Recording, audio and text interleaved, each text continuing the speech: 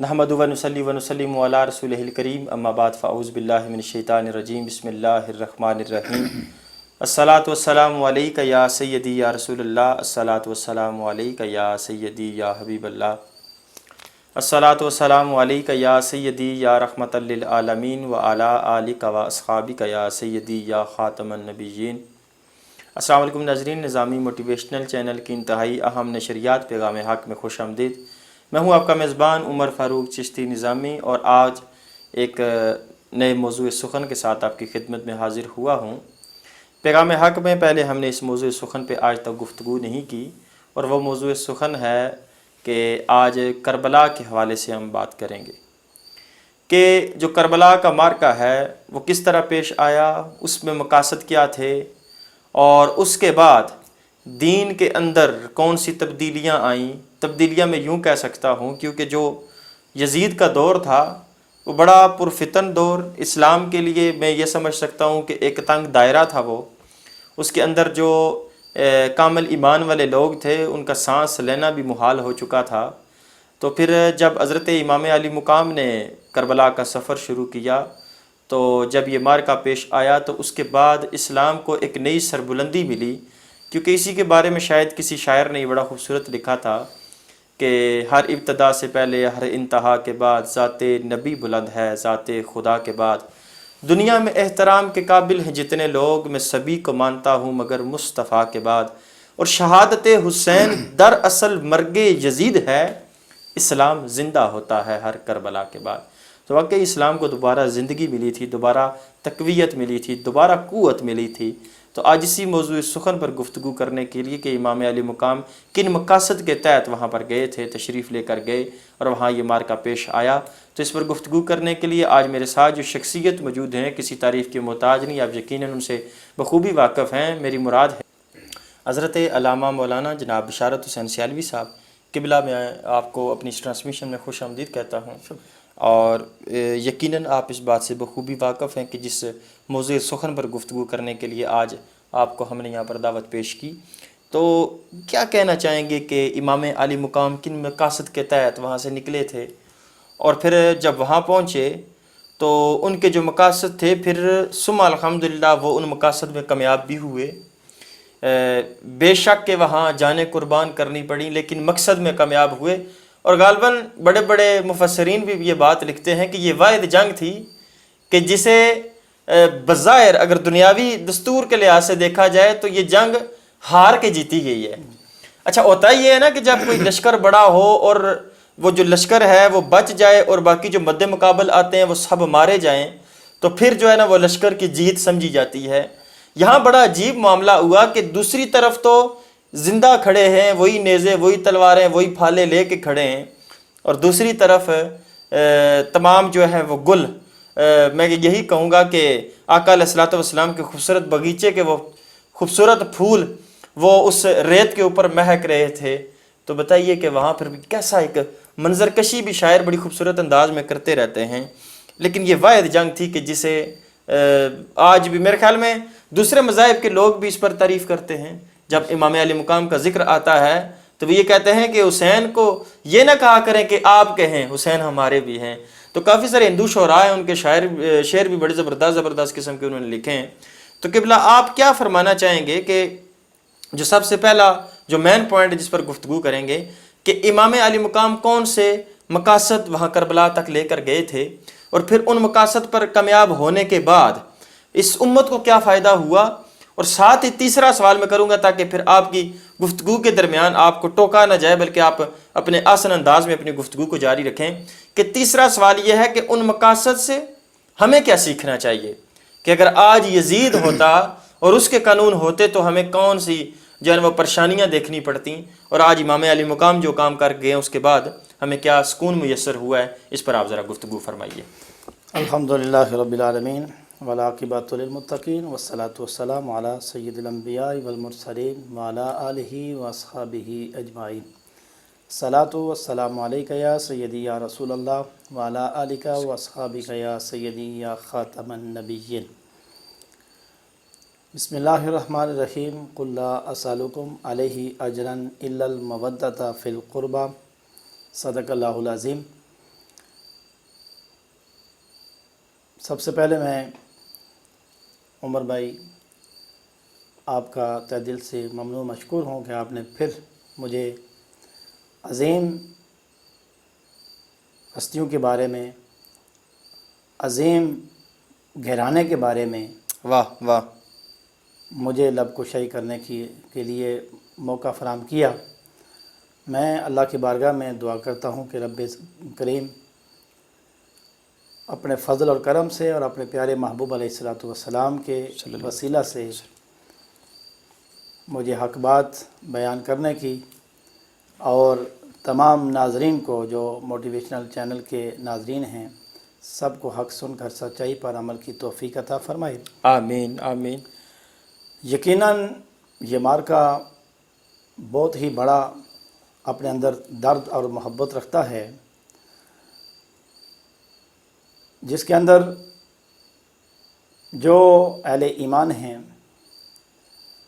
وہ یقیناً افسردہ بھی ہوتے ہیں، پریشان بھی ہوتے ہیں، اور یہاں تک کہ آنکھیں نم بھی ہو جاتی ہیں، اور ہونی بھی چاہیے، کیونکہ نبی کی آل کے ساتھ جو یزیدیوں نے اور یزیدی لشکر نے، یزیدی فوج نے جو ظلم ان کے ساتھ کیے، وہ تاریخ کے الفاظ بھرے پڑے ہیں، اور بیان کرنے والے بیان بھی کرتے ہیں، اور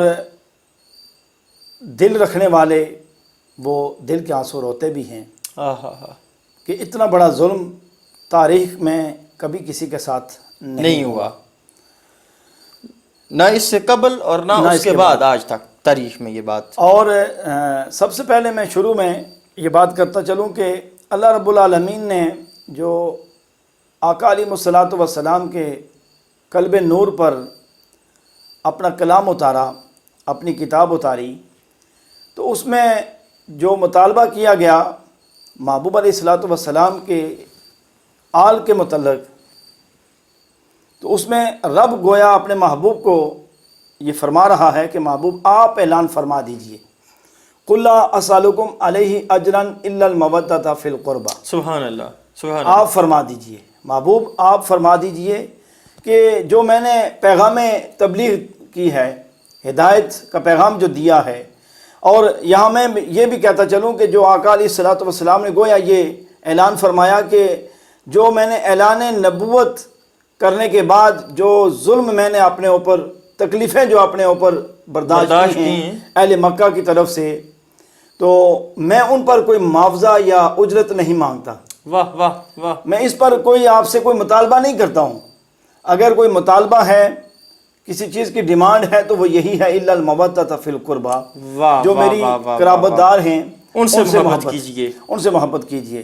تو یہ یزیدی یہ اتنے خود غرض اور ظالم قسم کے کہ بظاہر نبی کا نام لینے والے، کلمہ پڑھنے والے، اور پھر نبی کی آل کے ساتھ اتنا بڑا ظلم اور اتنی بڑی ان کو تکلیف اور دکھ پہنچایا۔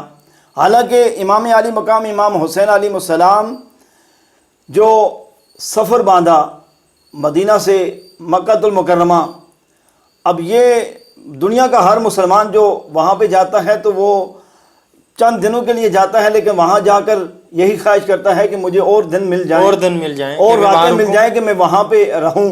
لیکن امام علی مقام امام حسین علیہ السلام اور آپ کے رفقا وہ یہ سمجھتے تھے کہ یزید جو ہے اب اسلام کے اندر بگاڑ کر رہا ہے، اسلام کے اندر خرابیاں پیدا کر رہا ہے، تو انہوں نے جنگ کی نیت سے نہیں سفر باندھا، اس نیت سے کہ میں اس کو دعوت و تبلیغ کے ذریعے سے اور آقا علیہ الصلوۃ والسلام کے فرمان کے ذریعے سے میں اسے راہ راست پہ لاؤں گا، تاکہ وہ اسلام کی حقیقت کو سمجھ کر جو اسلام کے خلاف عمل کرنے جا رہا ہے اسے روکا جائے۔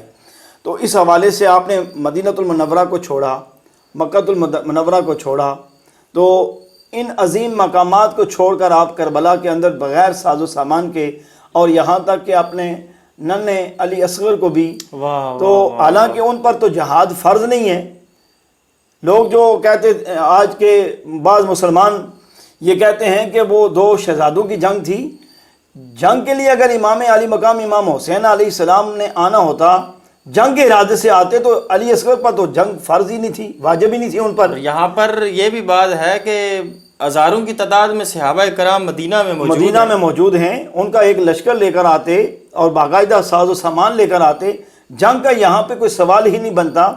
امام علی مقام امام حسین علیہ السلام کا جو مشن تھا کہ آقا علیہ الصلوۃ والسلام کا دین ستھرا ہے، واہ، اور دین مصطفیٰ کے اندر خرابی نہ آنے پائے، بالکل، نہ شراب ہو، نہ زنا ہو، نہ کوئی گانا باجا ہو، نہ کسی قسم کی اور کوئی خرابی ہو، تو وہ تو یہ ساری چیزیں چاہ رہا تھا۔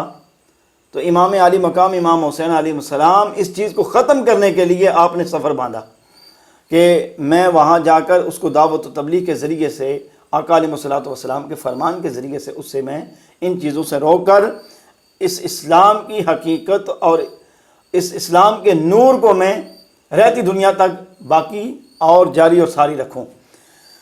تو جہاں تک تعلق ہے آقا علیہ الصلوۃ والسلام کے ان نواسوں کا، یہ حکومت ہمیشہ میدان کربلا سے لے کر صبح قیامت تک یہ حسین کی ہے۔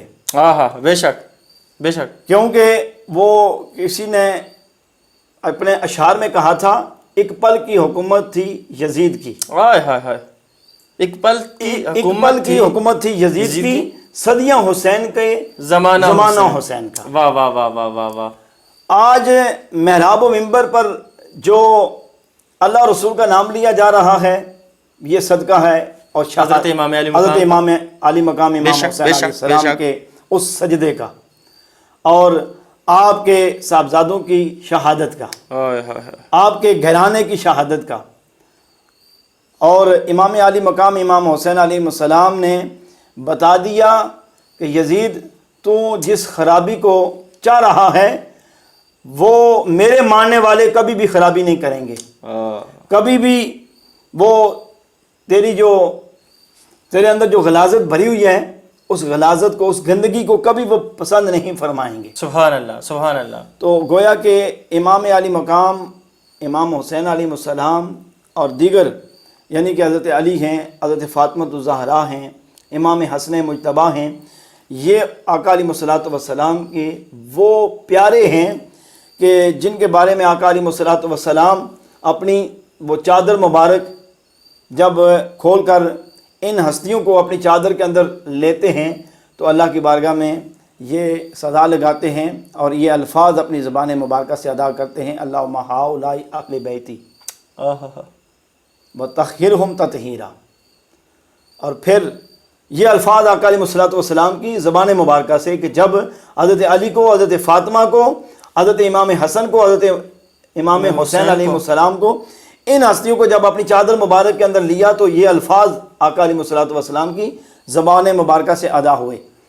اور پھر جب آقا علیہ الصلوۃ والسلام اپنی لخت جگر نور نظر فاطمہ الزہرا سلام اللہ علیہا کے مکان کے پاس سے گزرتے تو آپ صلی اللہ تعالی علیہ وسلم فرماتے الصلاۃ اہل البیت، اور پھر آیات تطہیر جو تھی وہ اس کو آپ پڑھتے۔ تو یہاں سے پتہ چلا کہ یہ وہ عظیم گھرانہ ہے جس گھرانے سے آقا علیہ الصلوۃ والسلام نے خود پیار محبت فرمایا ہے۔ اچھا، یہاں پر میں چونکہ کربلا کا موضوع میں اپنی در نیاب ٹرانسمیشن میں بھی اس کا ذکر کر چکا ہوں، وہ بھی انشاءاللہ بروز ہفتہ رات کو عوام الناس نے اور ہمارے ناظرین نے اس ٹرانسمیشن کو بھی دیکھنا ہے۔ اس سے پہلے جو تصنیفات نظامی کی ایپیسوڈ ریکارڈ کی، اس میں بھی میں نے کربلا کا ذکر کیا جو گزشتہ رات کو ہماری پلے ہوئی ہے۔ تو یہاں پر نا ایک بڑا محبت کے نا دو عجیب ہستیوں کے پہلو اس پورے کربلا کے میدان میں نظر آتے ہیں۔ ایک تو حضرت غازی عباس رضی اللہ تعالیٰ عنہ، میں کہتا ہوں کہ کیا شان تھی کہ حضرت امام علی مقام فرماتے ہیں کہ اللہ اکبر، کہ عباس دیا بجھا دو، دیا بجھا دو، اور اعلان کیا کہ اب جو اٹھ کے جانا چاہتا ہے وہ چلا جائے، میں کسی کو دیکھ نہیں رہا۔ وہ اٹھ کے چلا جائے، میری طرف سے اجازت ہے، اور قیامت کے دن میں نے گلہ بھی نہیں کرنا، گلہ بھی نہیں کرنا۔ وہ اگر جنت میں جا رہا ہوگا تو رستے میں نے رکاوٹ بھی نہیں بننا، جو چاہے، کیونکہ آپ کو پتہ ہونا چاہیے کہ کل ہم باقی نہیں رہیں گے۔ بظاہر دنیا میں نام تو باقی رہنا ہے، یہ تو انہیں بھی پتا تھا، کام اتنا بڑا کر رہے تھے، مشن ہی بہت بڑا تھا۔ تو آپ نے فرمایا کہ دیا بجھا دو اور جو جانا چاہے چلا جائے۔ کافی دیر کے گزرنے کے بعد امام علی مقام فرماتے ہیں کہ عباس دیا جلاؤ۔ یہاں پر سوال یہ پیدا ہوتا ہے کہ امام علی مقام نے عباس کا انعام کیوں لیا کہ دیا جلاؤ؟ حالانکہ فرمایا تو یہ تھا کہ جو جانا چاہے جا سکتا ہے، یعنی کہ امام علی مقام کو بھی پتہ یہ تھا کہ علی اکبر بھی اٹھ کے جا سکتا ہے، پر کبھی عباس مجھے نہیں چھوڑ کے جا سکتا۔ بالکل بے شک۔ دیکھیے یقین، اپنے لخت جگر کو بھی کہہ سکتے تھے کہ اے علی اکبر اٹھو اور دیا جلاؤ، بلکہ حضرت غازی عباس کا نام لیا تو یہ ثابت ہو گیا کہ حضرت امام علی مقام کو بھی اس بات کا پتہ تھا کہ عباس مجھے نہیں چھوڑ سکتا۔ تو حضرت غازی عباس کی جو میں کہتا ہوں کہ وہ محبتیں، اور پھر ان کی والدہ محترمہ کی جو محبتیں تھیں اور جو ادب کیا کرتی تھی، وہ سیدہ خاتون جنت کا، کہ سیدہ پاک کے گھر میں جب تشریف لائیں تو مولا علی مشکل کشا بستر پہ بیٹھے ہوئے ہیں، اور جب آ رہی ہیں تو دروازے سے اندر داخل ہو کر دیوار کے ساتھ گھسیٹ گھسیٹ کے اپنا جسم لے کے تو پھر اس چرپائی کے قریب پہنچیں، اور پھر چرپائی پہ بھی نہیں بیٹھی بلکہ چرپائی کے نیچے نا اس کے جو وہ پلر سا تھا اس کو پکڑ کے بیٹھ گئیں۔ تو مولا علی فرماتے ہیں کہ آپ اوپر کیوں نہیں بیٹھتی؟ تو کہتی ہیں کہ اور پھر مجھے یہ بتائیں کہ یہ دیوار کے ساتھ چل کے آنے کا راستہ تو سیدھا تھا، سامنے دروازہ ہے، سیدھے چل کے اس چرپائی تک آ جاتی ہیں، یہ پورا اس طرح چکر لگا کے دیوار کے ساتھ ساتھ گزرنے کی کیا ضرورت تھی؟ ہاں کہا یہاں اس ہستی کے پاؤں مبارک لگتے ہیں، اگر ان کے اوپر میرا پاؤں آ گیا تو پھر کیا ہوگا؟ اس طرح محبتیں ان کی محبتیں۔ اور جب میں تو یہ کہتا ہوں کہ جب با وفا دوست آپ کے دست و بازو بنے ہوں، خدا کی قسم اگر زمانے میں بڑے سے بڑا مارکا آ جائے آپ کبھی بھی ہارتے نہیں ہیں۔ کیوں؟ بے شک آپ کے اگر ساتھ والے آپ کے ساتھ مخلص ہیں۔ بے شک۔ تو امام علی مقام کو تو اس طرح مخلص شخصیت ملی کہ جن کو امام علی مقام فرماتے رہے مجھے بھائی تو کہہ دو، کہا نہ آپ آقا ہی ہوں گے۔ کیونکہ یہاں پر نا قبلہ میں گفتگو ذرا طویل کر رہا ہوں، آپ کا ٹائم میں لے رہا ہوں، حالانکہ یہ آپ کی گفتگو کا وقت تھا۔ یہاں پر جملہ بڑا پیارا ہے کہ جب حضرت غازی عباس کی ولادت بسعادت ہوئی تو ان کی اماں جان بڑی پریشان، تو مولا علی سے کہتی ہیں کہ میں بڑی پریشان ہوں، کہیں میرا بیٹا غالباً نہ سنتا ہے، نہ دیکھ سکتا ہے، نہ بول سکتا ہے، اس نے تو ابھی تک آنکھیں نہیں کھولی، آج دوسرا دن ہے۔ اللہ اکبر۔ مولا علی فرماتے ہیں اس کے باپ کا بھی حال یہی تھا۔ ہیں جی؟ کہتے ہیں صرف اس کا نہیں، اس کے باپ کا بھی حال یہی تھا۔ تو کہا پھر اس کے باپ نے کب آنکھیں کھولی؟ کہا اس کے باپ نے تب آنکھیں کھولی تھی جب اس کا آقا آیا تھا، اب یہ تب آنکھیں کھولے گا جب اس کا آقا آئے گا۔ تو کہا آپ کے آقا کون تھے؟ کہا میرے آقا تو محمد رسول اللہ صلی اللہ تعالی علیہ وسلم تھے اور اس کا آقا حسین ہے۔ سبحان اللہ۔ تو تو اسی طرح ہوا کہ جب امام علی مقام تشریف لائے اور گود میں لیا تو حضرت غازی عباس نے چہرے کی زیارت فرمائی۔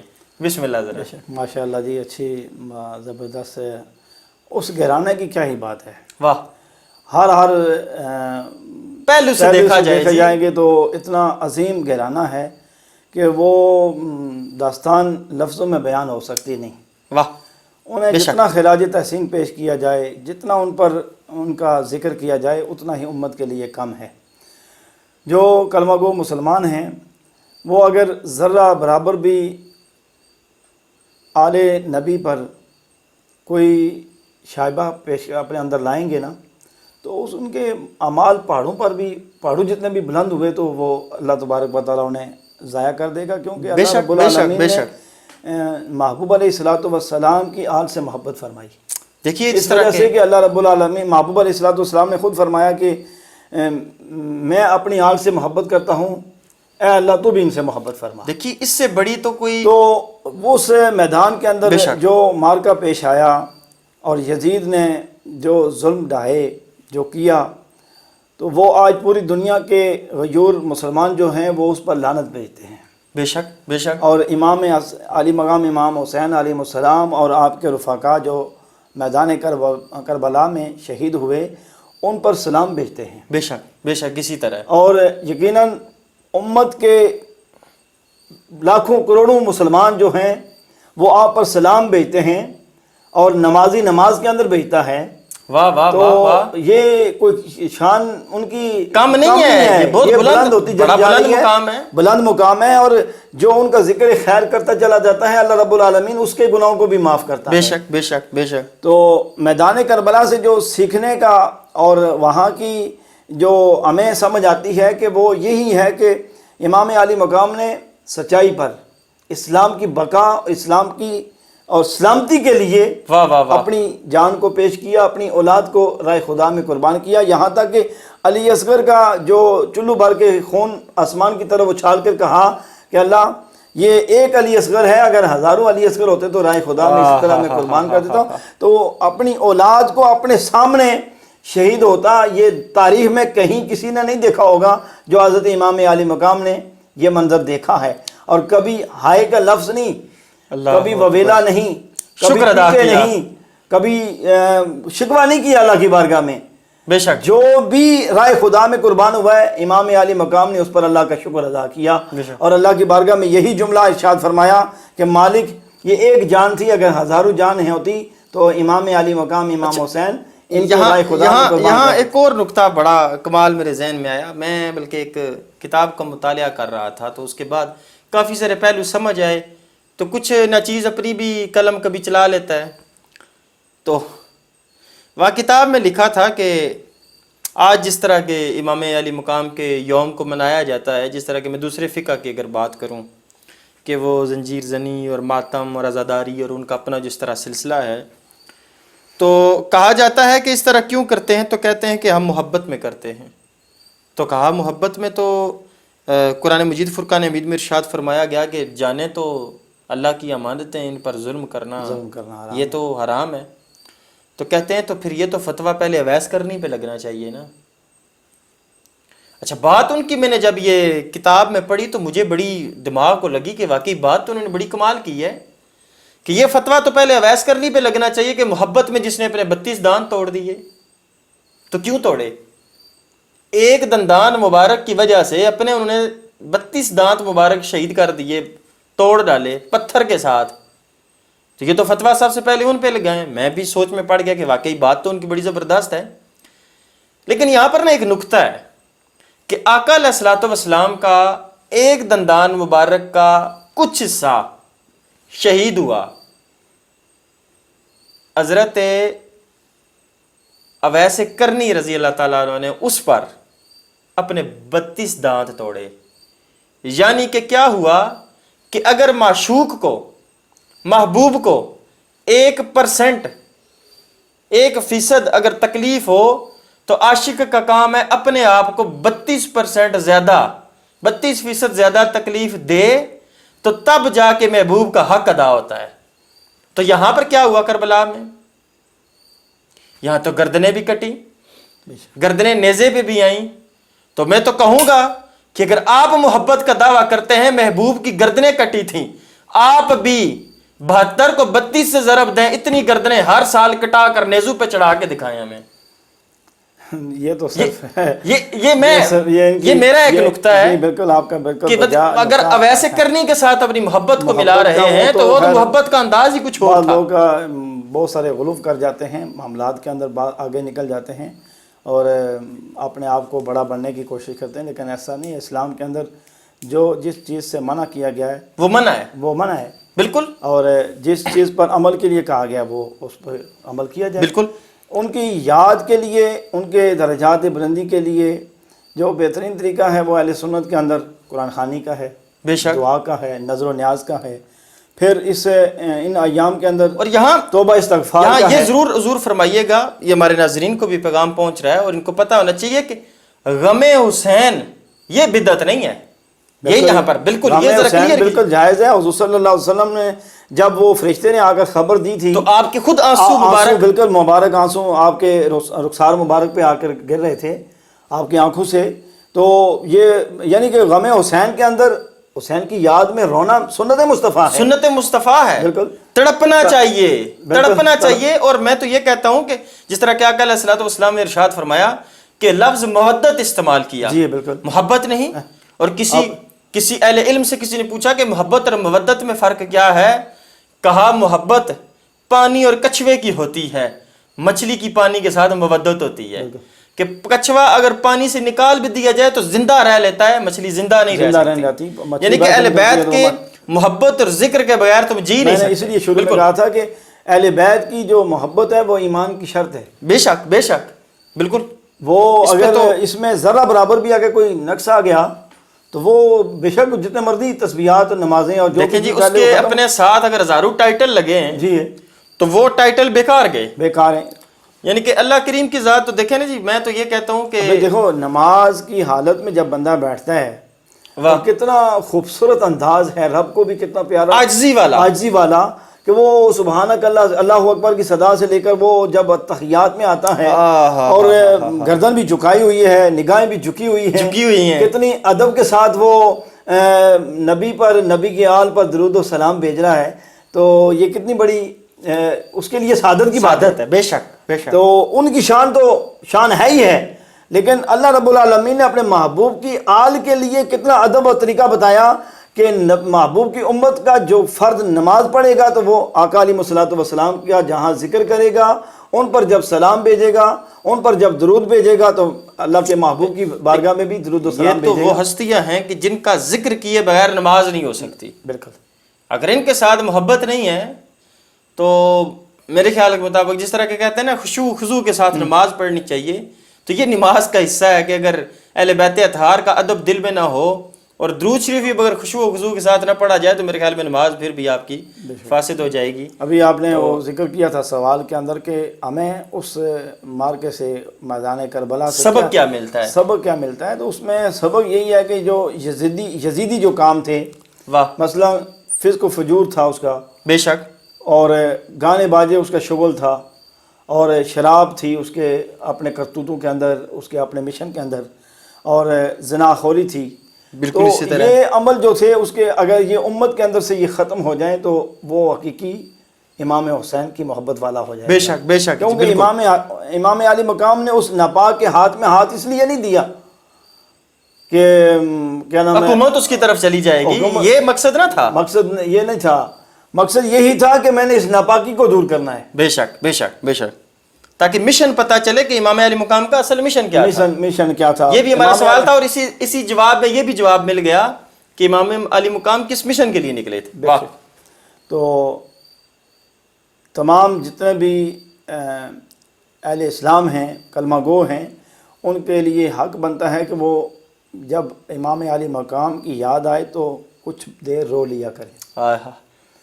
میں کہتا ہوں کہ اسی رونے کے دوران اگر آپ اللہ کی بارگاہ میں فریاد کریں گے تو یقیناً اللہ رب العالمین اس دعا کو، اس التجا کو کبھی رد نہیں کرے گا، کیونکہ امام علی مقام امام حسین کی شہادت کے دوران جب انسان کو وہ غمی آ جائے، وہ آنسو آ جائیں، وہ تڑپ آ جائے تو پھر اللہ رب العالمین اس کو، میں یہ کہتا ہوں کہ کھیتی میں حل اسی وقت چلتا ہے جب ہماری نا یہ پٹواری میں اور پنجابی میں کہتے ہیں کہ جب کھیت میں وتر آ جائے، یہ کہ جب پانی پڑتا ہے، اپنے اولاد پہ کوئی تھوڑا سا اس پر پریشانی آ جائے، مصیبت آ جائے، یا خدا نخواستہ کسی کا بیٹا جوان فوت ہو جائے تو ہم کتنے مہینوں تک، سالوں تک روتے ہیں۔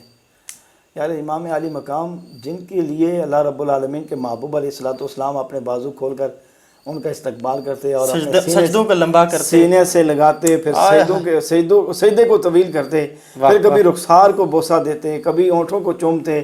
تو یہ محبتیں اے انسان، اے مسلمان، تو کیوں غفلت میں پڑا ہے؟ جب ان عظیم ہستیوں کی تڑپ کے اندر تو روئے گا، ان کے سارے ثواب کے لیے، درجات بلندی کے لیے تو اہتمام کرے گا، اور اپنے آپ کو جب تو حقیر سمجھ کر، ادنا سمجھ کر اللہ کی بارگاہ میں فریادی بنے گا تو تیرے لیے آقا علیہ الصلوۃ والسلام کتنے خوش ہوتے ہوں گے۔ بے شک، وہ اپنے قبر نور کے اندر، اپنے روضہ مبارک کے اندر، وہ اپنے اس امتی کے لیے کہ یہ میری آل کی محبت میں رو رہا ہے، میری آل کے ان کی شہادت اور ان کے درجات بلندی کے لیے دعائیں کر رہا ہے، تو یقیناً آقا کی بارگاہ سے جب اس امتی کے لیے دعا کا یا امتی کے لیے محبت کا جو سلسلہ وہ آقا کی بارگاہ سے اپنے امتی کے حق میں پیش ہوگا تو وہ اللہ رب العالمین اس کے لیے کتنا مرتبہ اور بلند و مقام عطا فرمائے گا۔ یہ تو چیزیں سوچنے کی ہیں اور اس پر عمل کی ضرورت ہے۔ اور اللہ تعالیٰ کی ذات میں سب سے پہلے کہتا ہوں کہ مجھے پھر صاحب ناظرین کو بھی عمل کی توفیق عطا فرمائے۔ بہت شکریہ قبلہ کہ آپ آخر میں ایک اور گزارش کروں گا اس چینل کے حوالے سے کہ جو یہ حال ہی کے اندر ایک خبیث شخص نے حضرت سیدنا صدیق اکبر رضی اللہ تعالیٰ عنہ کے حوالے سے ایک گستاخانہ زبان استعمال کی ہے، میں حکامہ بالا سے جو اعلیٰ افسران ہیں ان سے گزارش کروں گا کہ ملک کے اندر ایک ایسا نظام قانون بنایا جائے کہ جو کسی کے حوالے سے بھی صحابہ کرام، اہل بیت اطہار، جملہ انبیاء کرام جو بھی جن کسی کے بارے میں کوئی گستاخی کا کوئی بھی ارتکاب کرتا ہے، گندی زبان استعمال کرتا ہے تو اس سے کیا کردار تک پہنچایا جائے، بے شک بے شک، تاکہ ملک کے اندر امن و امان برقرار رہے۔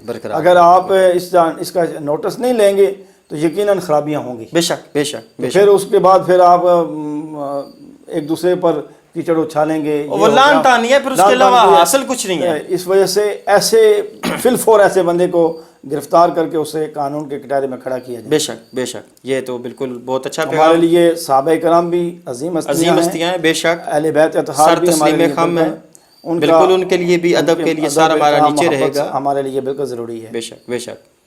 تو اللہ تعالیٰ کی ذات ہم سب کو عمل کی توفیق عطا فرمائیں، اور اسی کے ساتھ میری اس ٹرانسمیشن پیغام حق کا وقت ختم ہو چکا ہے۔ انشاءاللہ اگلے ہفتے ایک نئے موضوع سخن کے ساتھ آپ کی خدمت میں پھر حاضر ہوں گے، تو اس وقت تک کے لیے اپنے میزبان عمر فاروق نظامی کو اجازت